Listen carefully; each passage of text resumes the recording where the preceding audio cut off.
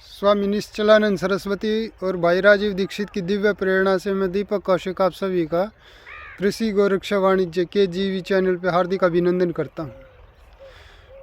मैंने अपनी इस छोटी सी ज़िंदगी में कुछ मिशन बना रखे हैं और उनमें से एक छोटा सा मिशन है कि मैं ज़्यादा से ज़्यादा वृक्षारोपण करूँ, ज़्यादा से ज़्यादा पेड़ लगाऊँ।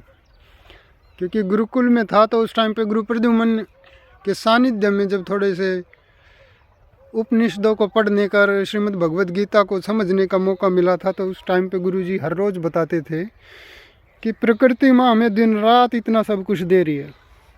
पृथ्वी, जल, अग्नि, वायु, आकाश, पंच तत्व हैं, पांचों के पांचों।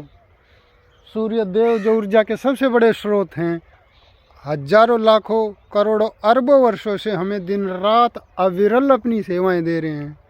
यहाँ से सुबह निकलते हैं, फिर अगले दिन फिर सुबह निकलते हैं, बिना कोई एब्सेंट के, बिना कोई। एक 9 वाट की छोटी सी ट्यूब, 1-2 पंखा चला लिया तो कम से कम 500-700 रुपये मंथली हमारा बिल आ जाएगा। लेकिन आज तक सूर्य देव ने किसी के भी घर में 5 रुपये का बिल भेजा। कितना ज़्यादा, हजारों करोड़ों मरकरी इसके अंदर चल रही हैं। आज तक इतना ज़्यादा ऊर्जा सूर्य देव ने दिया है, इतनी ज़्यादा पवन,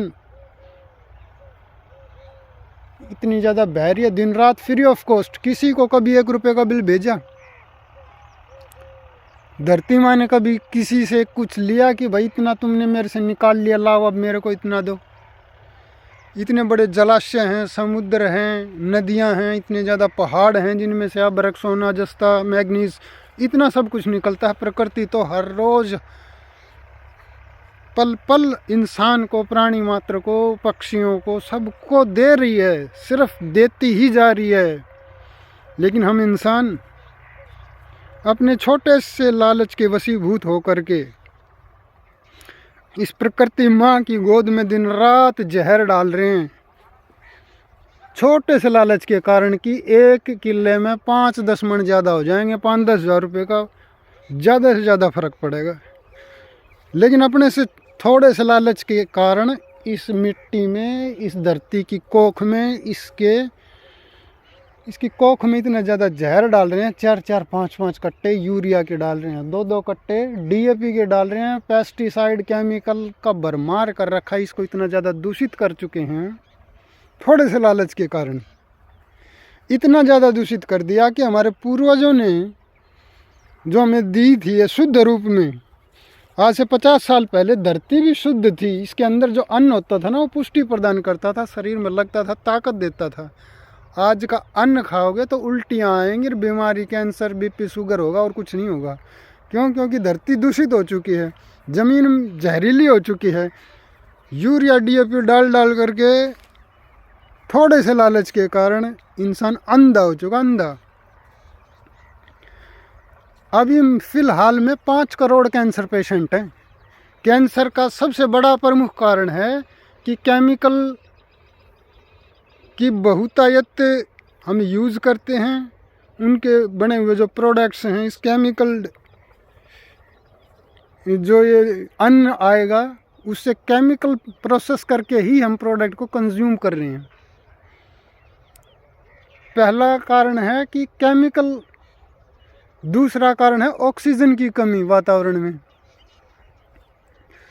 अब देखो, दिन रात हवा, पवन तो हमें अविरल रूप से अपनी सेवाएं दे रही हैं, लेकिन हमारा भी तो कर्तव्य है कि हम ज़्यादा से ज़्यादा पेड़ लगाएं, ऑक्सीजन बढ़ाएं। ऑक्सीजन की महत्ता तो हमें कोरोना काल में पता लग गई। एक जो ऑक्सीजन का सिलेंडर था, मारे फिर रहे थे, मिल नहीं रहा था। लेकिन वृक्ष दिन रात कितनी ऑक्सीजन देते हैं कि बड़, पीपल, बरगद, नीम का पेड़ लाखों रुपए की ऑक्सीजन फ्री ऑफ कॉस्ट देता है हर साल। लेकिन इंसान फिर भी काटने पे तुला है, उसको दूषित करने पे तुला हुआ प्रकृति को।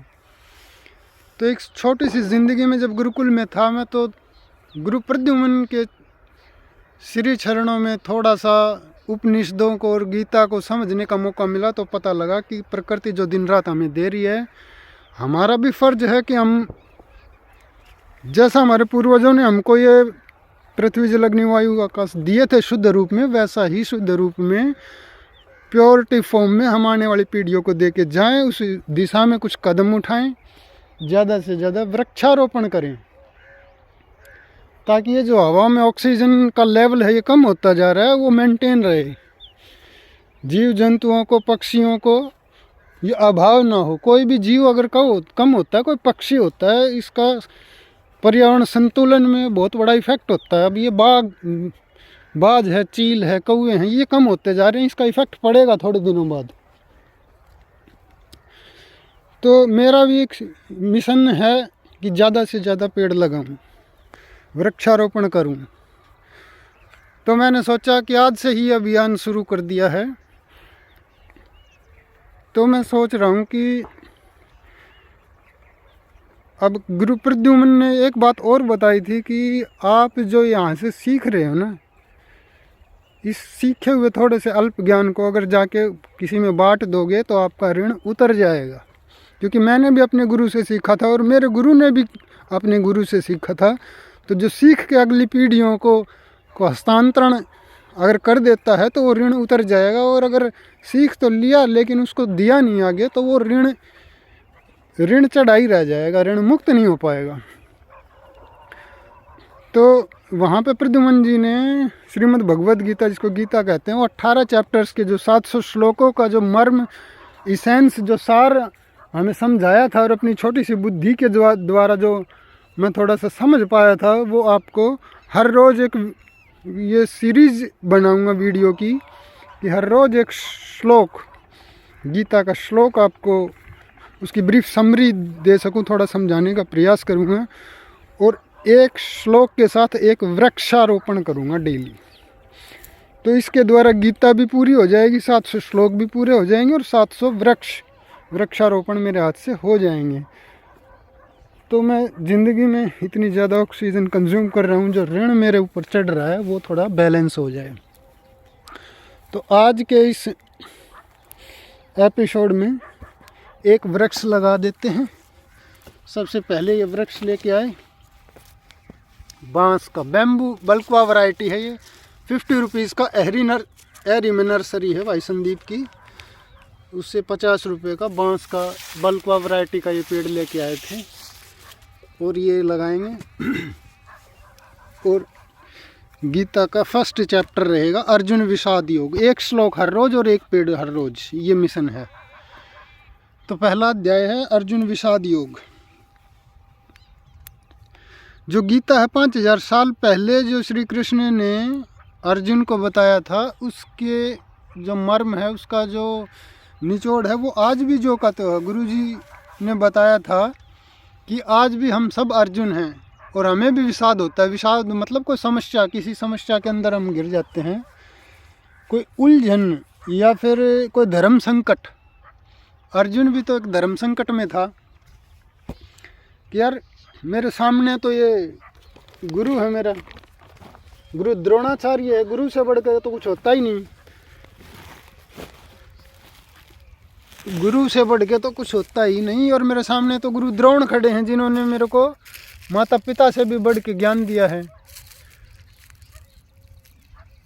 गुरु भगवान दो खड़े काकू लागो पाए, बलिहारी गुरु आपने जिन गोविंद दियो मिलाए। तो गुरु तो भगवान से भी बढ़ के है, और उसके ऊपर मैं कैसे तीर उठाऊं, उसको कैसे मार सकता हूँ। मेरे चाचा है, ताऊ हैं, मेरे भाणजे भतीजे, सब तो मेरे आमने सामने युद्ध के मैदान में खड़े हुए हैं। वो विषाद में, एक डिप्रेशन में, एक स्ट्रेस में, एक टेंशन, तनाव, विषाद में आ गया कि क्या करूं क्या ना करूं। कर्तव्य अकर्तव्य का जो बोध क्लियर नहीं हो पाता ना, तो विषाद बोलते हैं। फर्स्ट चैप्टर है अर्जुन विषाद योग।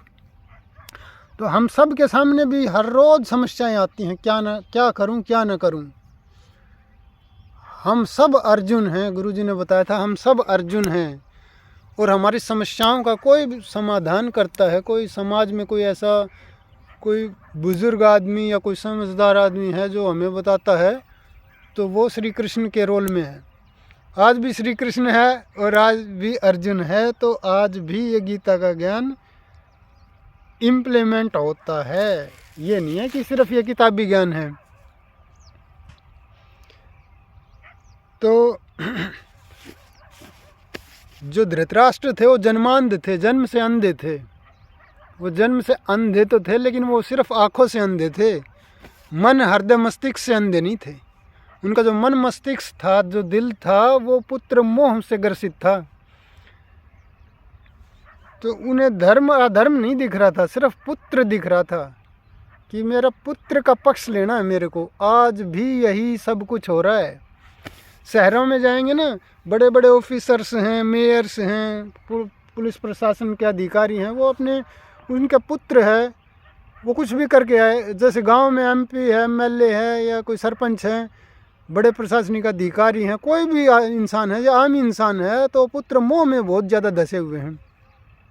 पुत्र कुछ भी कर दे, गलत कर दे, तो उसको वही वो धृतराष्ट्र वाला हाल आज भी पुत्र मोह में ग्रसित हो चुके हैं। वो आज भी गीता का उतना ही महत्व है जितना 5000 साल पहले था। वो वही ज्ञान उस टाइम पे था और वही ज्ञान आज भी। अगर इसको सही तरीके से समझ के इम्प्लीमेंट किया जाए तो समाज में एक भी कुरीति नहीं होगी। तो धृतराष्ट्र के ऊपर वेदव्यास जी की अपार सहानुभूति और अपार कृपा थी। वेदव्यास जी धृतराष्ट्र के पास आए थे और कहा था कि मैं तुमको, अगर तुम चाहो, तुम कहो, तो मैं तुम्हें एक ऐसी दिव्य दृष्टि दे दूं कि तुम यहाँ पे घर बैठे ही ये देख सकते हो समस्त घटनाओं को, कि युद्ध के मैदान में कैसे क्या घटनाएं हो रही हैं, उन सब को यहाँ घर बैठे देख सकते हो, सुन सकते हो। तो धृतराष्ट्र ने ये कहा था, मैं जन्मांध हूँ, जन्म से अंधा हूँ, और अब लास्ट टाइम पे, मैं अपने जीवन के लास्ट टाइम पे अपने कुल का नाश होते हुए नहीं देख सकता। मैं आंखें, वो दिव्य चक्षु, दिव्य दृष्टि नहीं चाहता, लेकिन मैं सुनना ज़रूर चाहता हूँ। मैं, मेरे अंदर कौतूहल है कि उस युद्ध के मैदान में हो क्या रहा है, तो सुनना चाहता हूँ, देखना नहीं चाहता। तो इसीलिए वेदव्यास जी ने वो जो दिव्य, जो चक्षु थे, जो दिव्य रोशनी थी, वो संजय को दी थी। संजय उनके मिनिस्टर थे ना, संजय को दे दी और संजय को कह दिया कि आपको यहीं बैठे ही पता लग जाएगा कि वहाँ पे युद्ध के मैदान में क्या हो रहा है। तो वो सारा वृत्तांत है, जो सारा वो आप इनको बता सकते हो। तो धृतराष्ट्र को बताया था संजय ने। तो पहला श्लोक है कि धर्म क्षेत्र कुरुक्षेत्र समवेता युयुत्सव माम का पांडवाश्चैव किम अकरूत संजय। धृतराष्ट्र पूछते हैं कि संजय, संजय, धर्म क्षेत्र कुरुक्षेत्र, ध्यान रखना, बड़े गौर से पढ़ना कि गीता का जो फर्स्ट चैप्टर का फर्स्ट श्लोक का फर्स्ट अक्षर धर्म से शुरू होता है। धर्म क्षेत्र,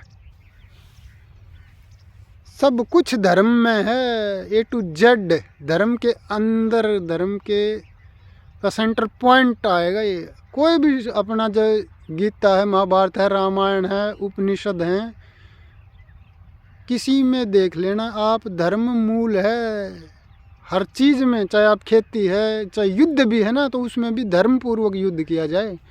ये हमारे पूर्वजों का ज्ञान था, एक रिसर्च थी। आज जो है नासा में रिसर्च कर रहे हैं ना, कुछ भी नहीं है, जीरो भी नहीं है उनके सामने, ऋषि मुनियों के सामने। जो रिसर्च, जो इंजीनियर और जो आर्किटेक्ट और जो गूढ़ ज्ञान, जो रिसर्च उन ऋषि मुनियों के पास थी ना, कि इंसान की तरक्की कैसे हो। जो आजकल मोदी कह रहे हैं ना, विकास विकास, विकास का वी एक अक्षर नहीं पता मोदी को, अगर ऋषि मुनियों की तुलना की जाए तो। क्योंकि बड़ी बड़ी मशीनरी पैदा कर देनी, बड़े बड़े पुल बना देना, ये विकास नहीं है, तो विनाश की तरफ जा रहे हैं।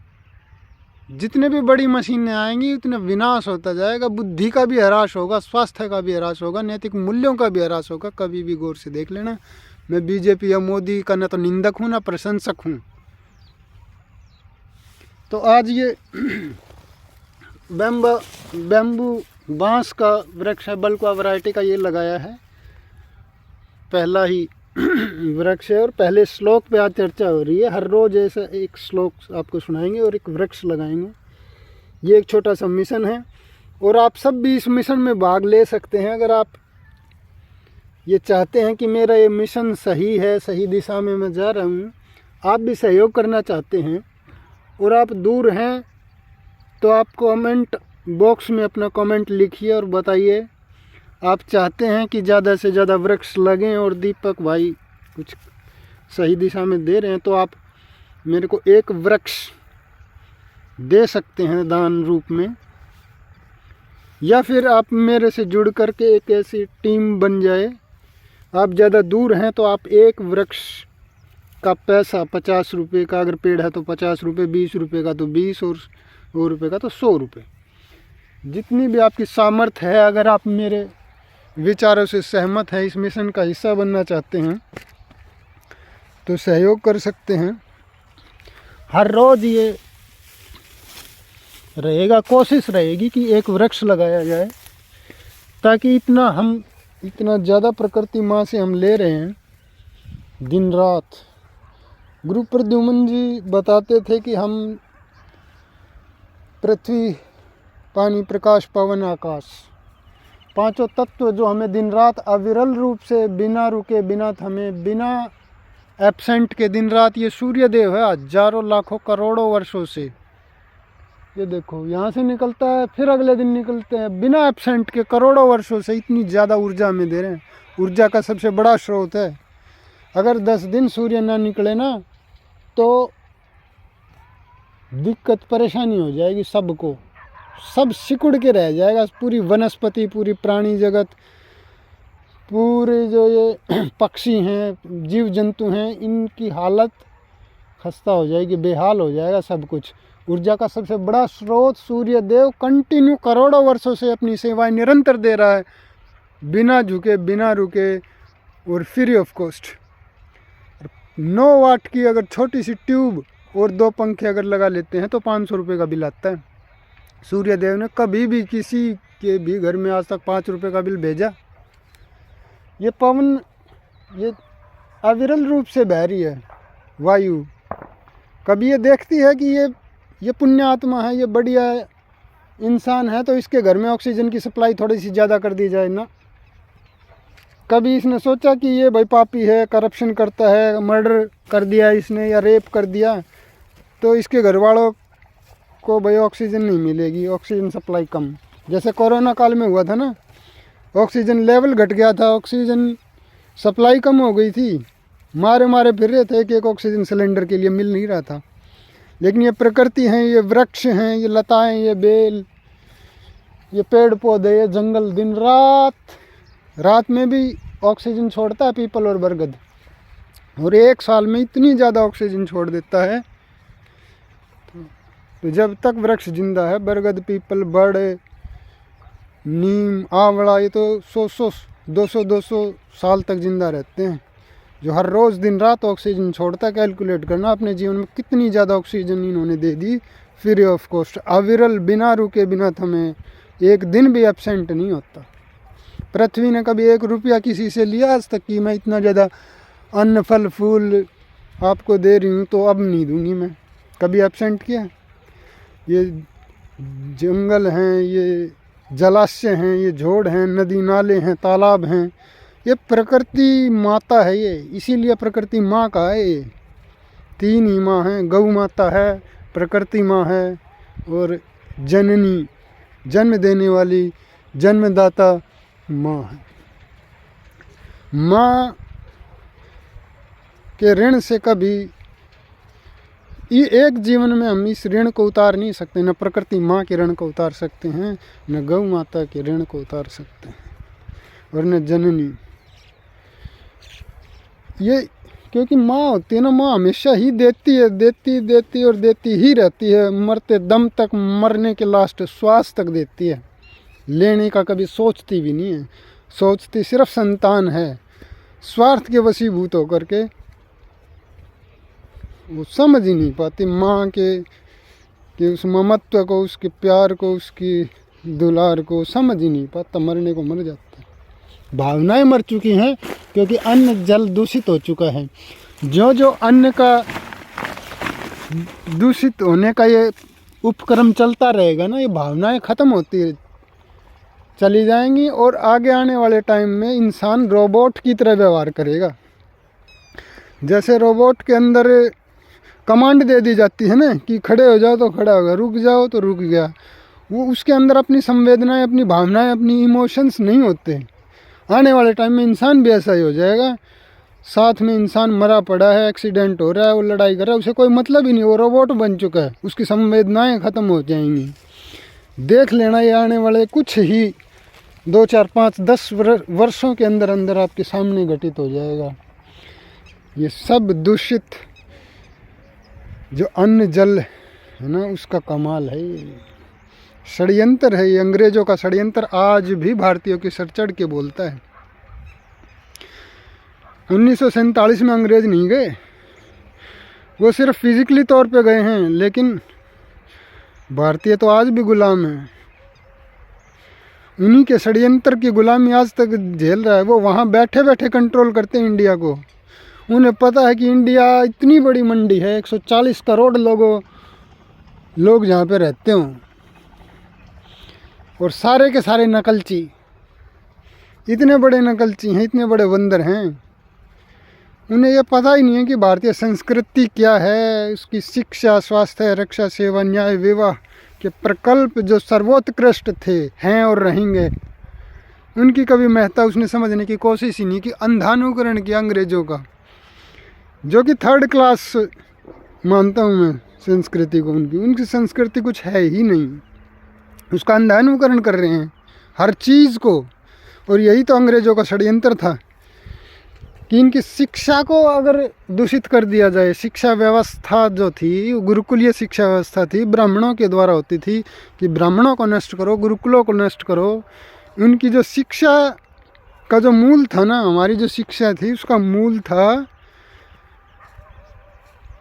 कि संवेदनाएं जागृत हों, सेवा भाव जागृत हो, धर्म क्या है उसके अनुसार जीवन यापन हो। कुछ भी अगर हम लाइफ में करते हैं तो धर्मानुसार हो, धर्मानुसार होगा तो सुख शांति, दिमाग में शांति रहेगी। आज सिर्फ एक ही बात माइंड में रहती है कि पैसा कमाना है, बस। पैसा कितना कमाना है ये भी पता नहीं। 1 करोड़ कमाना है तो 1 की जगह चाहे 5 करोड़ भी कमा लेगा, तब भी उसको संतुष्टि तो नहीं है। क्यों नहीं है? क्योंकि उसका जो सॉफ्टवेयर है ना दिमाग का, वो ऐसा भर दिया गया है, उसे पता ही नहीं कि तेरे को करना क्या है, तेरे को जीवन किस लिए मिला है। जीवन का उद्देश्य ही नहीं पता, क्योंकि जीवन का उद्देश्य में काले पद्धति में बताया, सिखाया ही नहीं जाता कि इंसान ने जन्म क्यों लिया है और इसका उद्देश्य क्या है। सिर्फ पैसा कमाना, जीवन का मूल उद्देश्य सिर्फ पैसा कमाना रह गया मैकॉले शिक्षा पद्धति के अनुसार। उनकी शिक्षा और हमारी शिक्षा में रात दिन का फ़र्क था। हमारी शिक्षा ये सिखाती थी कि अगर आपके पास एक भी पैसा नहीं है, एक अन्ना भी नहीं है, आपको जंगल में छोड़ दिया जाए, वहाँ भी आनंद से रह सकते हैं। विचारों पे कंट्रोल करना सिखाती थी हमारी जो गुरुकुलीय शिक्षा पद्धति थी ना।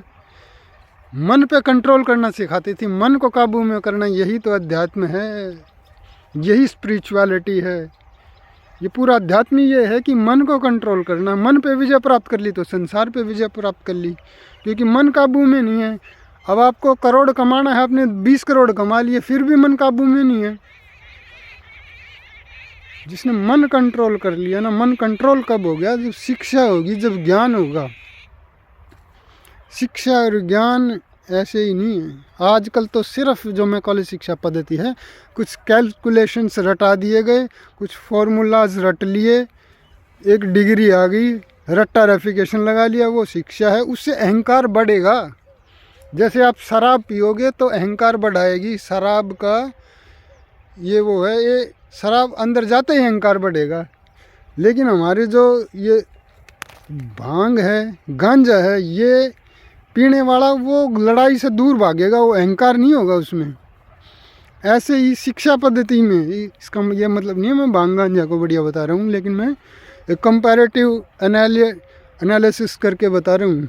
हमारी जो शिक्षा पद्धति से पढ़ा हुआ इंसान जीवन को सही दिशा देगा। सुख शांति, उसके पास कुछ भी ना हो, चाहे वो जंगल में रहता है, उसे सुख शांति का अनुभव करेगा। वो दूसरों की सोचेगा, प्रकृति का, जीव जंतु का, पक्षियों का, सबका सोचेगा। एक इंटीग्रेटेड अप्रोच रहेगी, समन्वय रहेगा कि यार सिर्फ मैं नहीं, सब कुछ साथ में होना चाहिए, सिर्फ अपना स्वार्थ। लेकिन जो अंग्रेजी शिक्षा पद्धति है ना, मैकॉले की शिक्षा पद्धति, उसमें सिर्फ अपना अपना और अपना, पेट और परिवार से आगे सोच ही नहीं सकता।